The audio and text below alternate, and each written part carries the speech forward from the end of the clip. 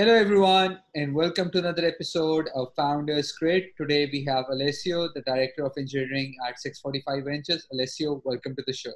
Yeah, thanks for having me. So, give us a brief background about yourself, what you've been doing before 645. Yeah, so I'm from Italy originally, studied computer science there.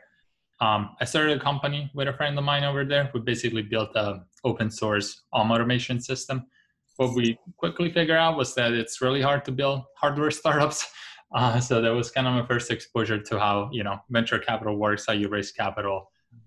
We wounded that company down a couple of years in, ended up joining an array of different VC-backed companies. One of which was based in LA, for example, which was my first exposure to US-based VCs. And what it really did was helping Latinx immigrants in the US get access to financial services, education. So really learning, how do you build consumer-facing products and kind of like how does that experience change when you're looking at, population in the US versus immigrant population in the US versus what I was seeing back home. I then joined 645 around 2.5, 3 years ago. It was late 2017. At the time, we were still on our first fund, which was 7 million. And since then, we raised our second fund, which is a little above 40 million. We brought on some institutional LPs. And since then, I've been working with, great founders, trying to build great companies and also building our own, like the fund is still pretty young. We're still figuring out what the processes are. We're trying to figure out, how to best support our founders. And that's been a very rewarding experience. So, so when it comes down to entrepreneurs' DNA, right? So since you've worked on the East Coast, the West Coast, and Europe as well, do you think there's any commonality between the entrepreneurial DNA, or one coast has an edge over the other?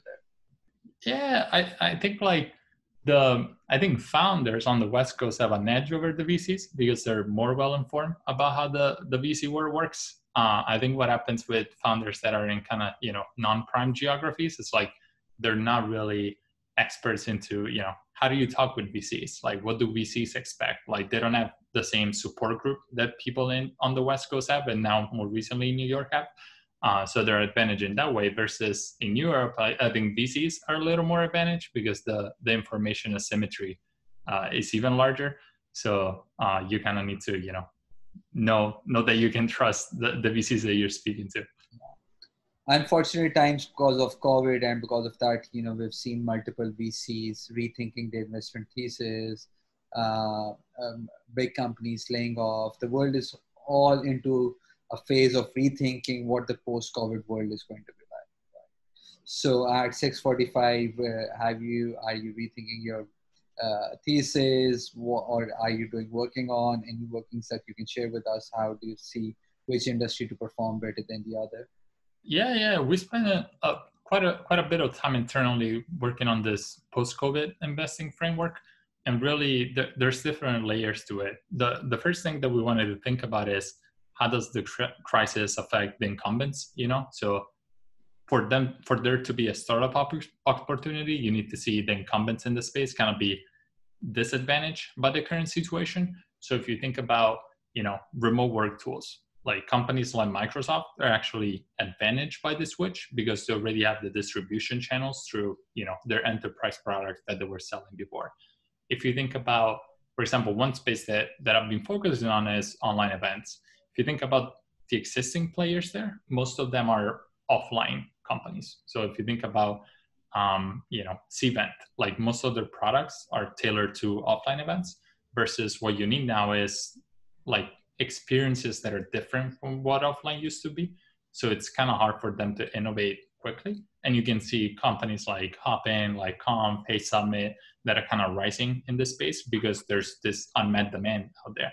So that's the way we've been thinking about it in terms of investing strategy. Like we haven't really changed. Like we've been doing deals throughout the pandemic. We did an investment in a company called Electronic that does RPA for mid-sized businesses, and a company called DeepSource that helps developers ship better code.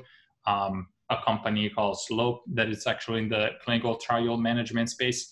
So we've been kind of working really having in mind, like, is this, this crisis like a tailwind for the companies long term, or is it actually not really helping them necessarily, but actually the incumbents are the one being helped because they have many more resources, they have better distribution channels. So I think that's kind of the thing that a lot of people kind of forget in this whole thing is like, it makes sense that people are going to go remote. So remote tools are needed. Yeah, but are the startups benefiting from it? Or is it the players that are already deeply entrenched into these large organizations that are just going to be able to upsell? Like if you look at Microsoft Teams versus Slack growth, you can kind of see some of that, where a lot of people that were already Microsoft are just picking Teams. Like they're not going out there shopping the best product. They're just picking what is, the easiest for them. So that's the way we've been approaching thinking about it versus just like, pre or post COVID in a vacuum. Okay. So remote work, it's been, everyone has in the world, the whole world has been forced to go remote, right? And it's easier for technology companies compared to the others. But when it comes down to managing remote teams, everyone is going through multiple challenges, be it the smaller ones, be it the large ones, especially, the creativity, the coding can be done maybe remotely, but what about the marketing team, the sales team? What about that, all the creativity? So any tips and advices that you've shared with your existing portfolio of how to manage the remote teams in a better way that you would like to share with our listeners? Yeah, so one of the companies I used to work with, people distributed across the globe. So on the engineering team that I led, we had me in Italy, we had one person in Thailand, we had one person in LA, and then one person was, a digital nomad. He was just literally traveling every month. So what we quickly figure out is that it's kind of hard to get people into meetings, because either somebody's going to be awake at like midnight or somebody's going to be awake at 5 a.m. And that clearly does not make anybody productive. Like what a lot of companies do when they first go remote is like just put the same processes online. Like we have a virtual happy hour, let's do happy hour, even though now for some people it's like like 3 p.m. Like it's probably not time to drink if they have to work the rest of the day. So that's the kind of mentality that you need to have, is really evaluate what processes did I have in place that are still effective in a remote world. For example, even like having a meeting with like 15-20 people, like in person, it's much easier to keep them focused because you kind of have like the peer pressure of like, oh, everybody's in the room, they see me if I'm doing something else. Now you have a lot of people that are like, I was never supposed to be in this meeting in the first place. I'm just sitting here, I don't even know why, so I'm just gonna like, I don't know, fold the laundry or something and turn off my video. So the first thing that companies should do is like really reevaluate like what is the really necessary time that we need to spend together versus what can be moved to like an asynchronous communication, and really make it more like result based versus time based, which I think is the other issue. Like a lot of employment right now is like time based versus like what you're supposed to get done, which I think is something that engineers had like figured out a long time ago. Like you set a 2-week sprint, this is what you need to do in 2 weeks, do it. Like you can do it at midnight, you can do it 2 a.m. whenever you want. Instead, other verticals, like in other teams, never really needed to work that way. They were like, oh, let's do our sales kickoff this week, let's do our marketing review this week, but never really thinking through, how do we do this without the meetings? So I think this will be something that will really shape the way companies work, even COVID, once they figure it out. And I'm excited to see what that looks like. Yeah. Interesting. So last question, which industries do you see evolving in the next 2-3 years? Which industries would you bet on? Okay, which industries do you see evolving? Mm-hmm.